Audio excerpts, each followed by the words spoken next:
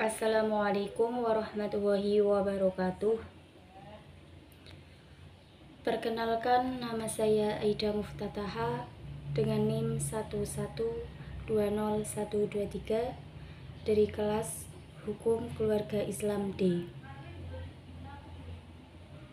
Di sini saya akan menjelaskan tentang materi mata kuliah Fikih Jinayah. Bab 1. Pengertian jarimah hudud. Jarimah hudud adalah jarimah yang diancam dengan hukuman had. Had adalah pemisah antara dua hal.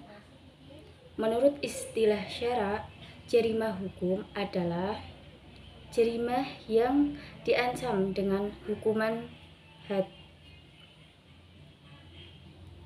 Selanjutnya yaitu ciri-ciri hudud. 1. Hukuman yang tertentu dan terbatas. 2. Hukumannya hak Allah semata-mata. Imam Syafi'i membagi jarimah hudud menjadi 7 macam, yaitu 1. Jarimah zina. 2. Jarimah orang baik-baik berzina. 3. Jarimah pencurian. 4. Jarimah minum khamar. 5. Jarimah membegal merampok. 6. Murtad. 7. Jarimah pemberontakan. Sedangkan Imam Hanafi, jarimah hudud cuma ada 5 saja, sama seperti Imam Syafi'i, kecuali pemberontakan dan murtad.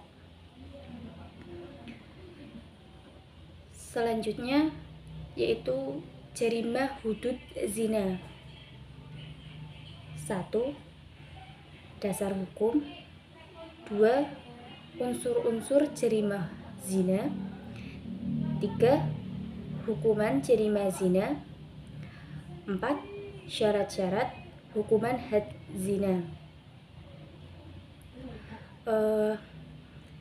Jarimah hudud zina. Zina adalah persetubuhan antara laki-laki dan perempuan tanpa ada ikatan yang sah. Selanjutnya qadhaf.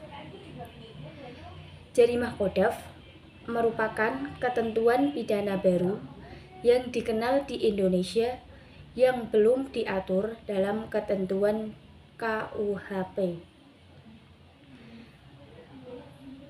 Selanjutnya yaitu syirbah. Syirbah berarti minum khamar. Minuman khamar ini haram hukumnya, mau diminum sedikit maupun diminum banyak. Mau mabuk ataupun tidak, tetaplah haram hukumnya.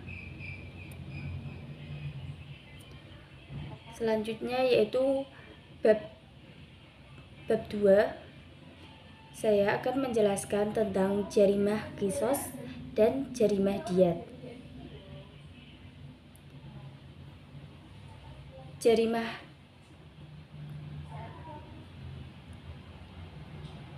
qisas merupakan salah satu bagian dari hukum pidana Islam atau diistilahkan dengan fikih al-jinayah. Syarat-syarat wajib qisas yaitu 1. Orang yang membunuh sudah balik dan berakal. 2. Yang membunuh bukan bapak dari yang dibunuh. 3. Orang yang dibunuh tidak kurang derajatnya. Selanjutnya yaitu pelaksanaan hukuman qisas. 1. Bagi pembunuhan sengaja, dan 2. Pembunuhan yang seperti sengaja.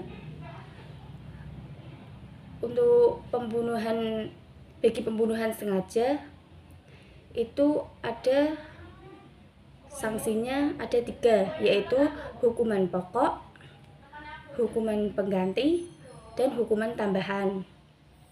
Sedangkan yang kedua yaitu pembunuhan yang seperti sengaja, sanksinya juga ada 3, yaitu hukuman pokok, hukuman pengganti, dan hukuman tambahan. Hukuman kisos dapat dihapus karena hal-hal yaitu 1. Hilangnya tempat bagian yang dikisos, 2. Pemaafan, 3. Perdamaian, 4. Diwariskan hak kisos. Selanjutnya diat. Jarima diat adalah sejumlah harta yang dibebankan kepada pelaku karena terjadi tindak pidana. Jarima diat dibagi menjadi 2 macam, yaitu diat mughaladah dan diat mukhafafah. Diat mughaladah adalah denda yang disebabkan karena membunuh dengan cara sengaja, sedangkan diat mukhafafah adalah denda yang disebabkan pembunuhan yang dilakukan tanpa disengaja.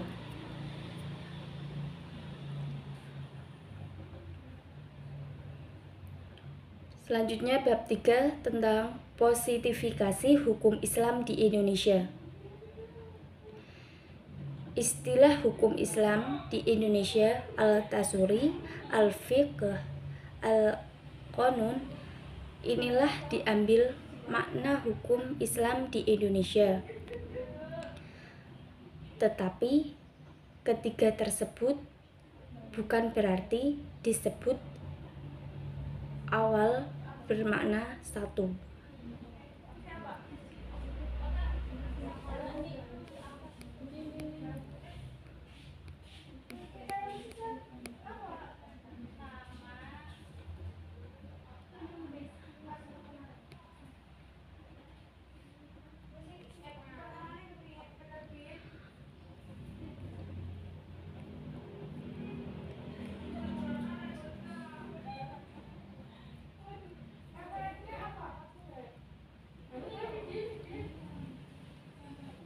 Tetapi ketiga tersebut bukan berarti disebut awal bermakna satu.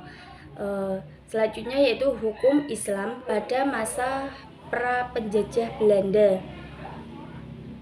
Sejarah hukum Islam di kawasan Nusantara, sebagian ahli sejarah dimulai pada abad pertama Hijriah atau pada sekitar abad ke-7 dan ke-8 Masehi. Sebagai gerbang masuk dalam kawasan Nusantara, terutama wilayah Indonesia dan Malaysia. Secara perlahan, gerakan dakwah ini membentuk masyarakat Islam. Secara perlahan, gerakan dakwah itu membentuk masyarakat Islam pertama di Aceh Timur. Berkembangnya komunitas itu kemudian diikuti berdirinya kerajaan Islam pertama di tanah air pada abad ke-13.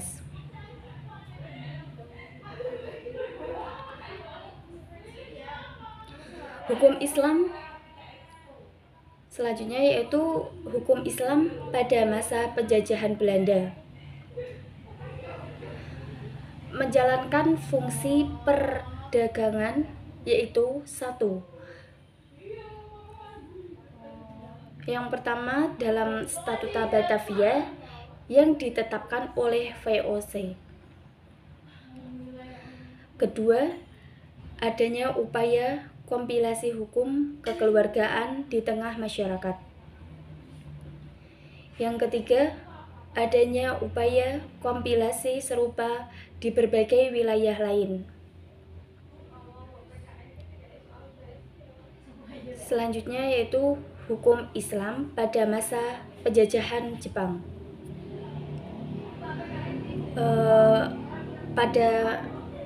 Pada masa ini nyaris tidak ada perubahan berarti bagi posisi hukum Islam selama masa pendudukan Jepang di tanah air. Masa pendudukan Jepang lebih baik daripada Belanda.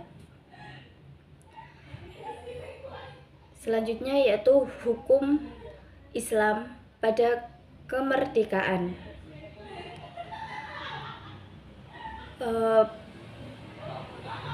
Hukum Islam pada masa kemerdekaan itu perdebatan panjang tentang dasar negara di BPUPKI, kemudian berakhir dengan lahirnya Piagam Jakarta. Akan tetapi, rumusan kompromis Piagam Jakarta itu gagal saat disahkan. Rumusan kompromis Piagam Jakarta itu gagal saat disahkan oleh PPKI pada tanggal 18 Agustus 1945. Sekian dari saya. Wassalamualaikum warahmatullahi wabarakatuh.